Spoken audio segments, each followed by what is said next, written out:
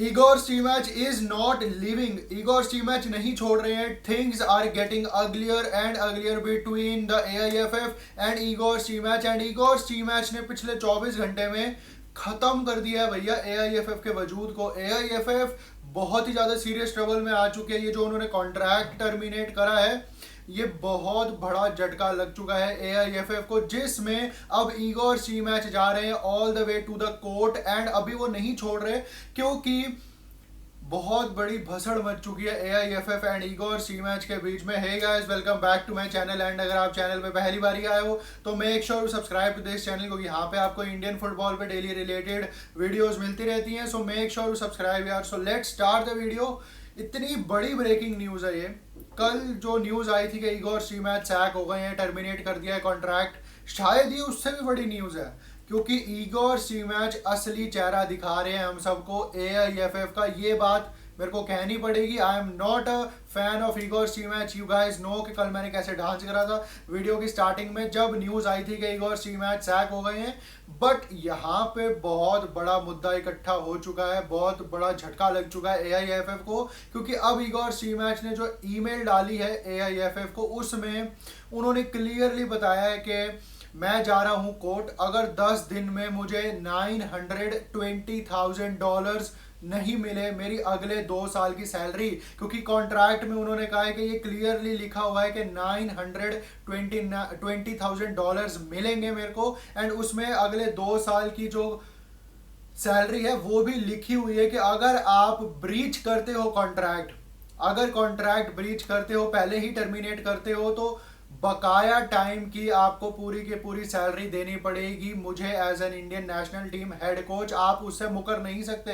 Contract में detail है, क्योंकि टर्मिनेशन क्लॉज कोई है नहीं कॉन्ट्रैक्ट में. तो ईगोर स्टीमैच ने कहा है कि there are multiple allegations on AIFF, जिसकी वजह से ये रिजल्ट्स आए हैं. वो एलिगेशंस भी उन्होंने अपनी उस ईमेल में लिखा है. वो जैसे ही ईमेल पब्लिक होगी वो मैं बता दूंगा आपको.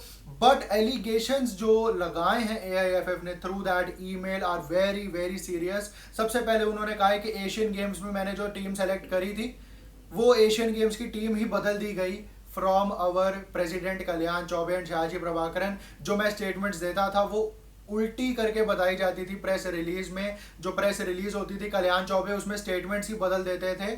ना तो हमारे पास GPS था पूरे के पूरे AFC एशियन कप में, तो ये भी एक काफ़ी बड़ी चीज़ है. क्यों हम AFC एशियन कप में सफ़र करें. सारी कंट्रीज़ के पास जितनी भी पार्टिसिपेट कर रही थी AFC एशियन कप में, उनके पास GPS थी, बट हम ही सिर्फ थे जिनके पास GPS नहीं थी. चार्टर फ्लाइट का मेरे को वादा करा गया था कि हम टाइम से पहुंचाएंगे आपको. अफगानिस्तान का जो क्लैश था पहला वाला अभा, वो भी हमको नहीं अवेल कराया गया. एंड जो प्लेयर्स में नहीं लेके जाना चाहता था वो भी मेरे को ज़बरदस्ती थोपे गए थे कि इनको क्वालिफायर्स में डालो. प्लस जो मैं 3 सीनियर्स नहीं लेके जाना चाहता था एशियन गेम्स में, वो भी कल्याण चौबे ने ज़बरदस्ती डलवाए उनको कि सीनियर्स का ले जाना काफ़ी ज़्यादा ज़रूरी है. प्लस जो मैं फ्रेंडलीज नहीं खेलना चाहता था अगेंस्ट इराक एंड ये वो कंट्रीज, जो मर्डेका कप, किंग्स कप हमने खेला, वो भी ज़बरदस्ती मुझसे खिलवाया गया टूर्नामेंट. एंड जो कॉन्ट्रैक्ट की अगर मैं बात करूं तो जो कॉन्ट्रैक्ट के बारे में ईगोर स्टीमैच ने कहा है वो यही कहा है कि कॉन्ट्रैक्ट में ये साफ लिखा हुआ है कि अगर कॉन्ट्रैक्ट आप पहले ही टर्मिनेट करते हो तो आपको पूरी की पूरी 2 साल की अगली सैलरी देनी पड़ेगी. जब भी आप उस कॉन्ट्रैक्ट को टर्मिनेट करोगे उसके वैलिडेशन तक, मतलब 2026 के एंड तक सैलरी देनी पड़ेगी, जो कि 8 करोड़ रुपए हैं. एंड अब ये 8 करोड़ रुपए जो ईगोर स्टीमैच कह रहे हैं कि मेरे कॉन्ट्रैक्ट में लिखे हुए हैं, मेरी सैलरी इतनी बनती है अगले 2 साल की, वो कहाँ से देंगे AIFF. प्लस ईगोर स्टीमैच ने यह भी कहा है कि मैं 1 भी रुपया नहीं लूंगा कॉम्पनसेशन फीस का अगर ये टॉप ऑफिशियल्स जो हैं AIFF के मेरे साथ ये रिजाइन कर जाए, क्योंकि मेरे को दिखाना है इंडियन फुटबॉल फैंस को कि ये कितने ज़्यादा इनकॉम्पिटेंट है. एंड जो ये रिजल्ट्स आ रहे हैं इंडियन फुटबॉल टीम के, ठीक है मेरी गलती है as an Indian national team head coach. चाहे आप कह लो कि मैंने एक्सक्यूजेस दिए हैं, चाहे आप कह लो कि मैंने हार्डवर्क इतना नहीं करा, मेरी कोई टैक्टिक्स नहीं थी, बट उन रिजल्ट्स के फेलियर के पीछे की वजह AIFF के सीनियर ऑफिशियल्स भी हैं, जो कि as an Indian football fan मैं भी रिलेट कर सकता हूं ये इगोर सीमैच से, क्योंकि जितना डिले होता है हमारी AIFF की तरफ से, कोई क्लैरिटी नहीं मिलती इतनी इतनी देर तक, जो हमारे कोचेस की नहीं सुनी जाती, अपने चलाती हैं AIFF। तो ये वही सारे स्टेटमेंट्स यहाँ पे इगोर सीमैच लेके आ रहे हैं। एंड अगर अगले 10 दिन में 8 करोड़ उनको नहीं दिए गए, उनकी जो बकाया 2 साल की सैलरी रह गई है, तो they are going to FIFA forum, and FIFA का जो कोर्ट होता है उसमें वो जा रहे हैं। एंड वहां पे मोस्ट प्रोबेबली इगोर सीमैच केस जीत जाएंगे, क्योंकि यहाँ पे AIFF के पास ज्यादा कुछ है नहीं, क्योंकि कॉन्ट्रैक्ट ये उन्होंने खुद ही बनाया है और खुद ही उस पर साइन करे भी हैं। इगोर सीमैच ने भी साइन करे जरूर है, बट ये कॉन्ट्रैक्ट जो था ये AIFF ने बनाया है, जिसमें टर्मिनेशन क्लॉज ही नहीं है। एंड पूरी की पूरी सैलरी देनी पड़ेगी 2 साल की, जो कि 8 करोड़ है। एंड वो 8 करोड़ हम जो इंडियंस टैक्स पे करते हैं वो ही हैं, टैक्स पेयर्स के ही वो पैसे हैं। एंड रेव स्पोर्ट्स ने ये न्यूज ब्रेक करी है। अगर आप रेव स्पोर्ट्स का लेटेस्ट लाइव देखोगे जो उन्होंने अभी 1 घंटे पहले करा है शाम को 7 बजे, तो काफी एक्साइटिंग उन्होंने ब्रेकिंग न्यूज दी है हमारे को। काफी जो AIFF को लेटर लिख के दिया है इगोर सीमैच ने, वो सारा का सारा लेटर उन्होंने ब्रेक करा है। एंड उन्होंने बताया है कि इसमें क्या क्या हो सकता है, क्या क्या नहीं हो सकता। तो काफी दिक्कत में फंस चुकी है यहाँ पे AIFF कि उनको टर्मिनेट नहीं करना चाहिए था इस वक्त, क्योंकि टर्मिनेशन क्लॉज उसमें था ही नहीं। एंड अगर अब कॉम्पनसेशन वो देंगे तो पूरे 8 करोड़ देने पड़ेंगे, जो कि आई डोंट थिंक के उतने पैसे हैं उनके पास। एंड अगर वो नहीं देते हैं तो सारे के सारे AIFF के ऑफिशियल्स को, including our president Kalyan Choubey, उनको रिजाइन करना पड़ेगा। तो यहाँ पे अब भैया कोर्ट तक बात जा पहुंची है।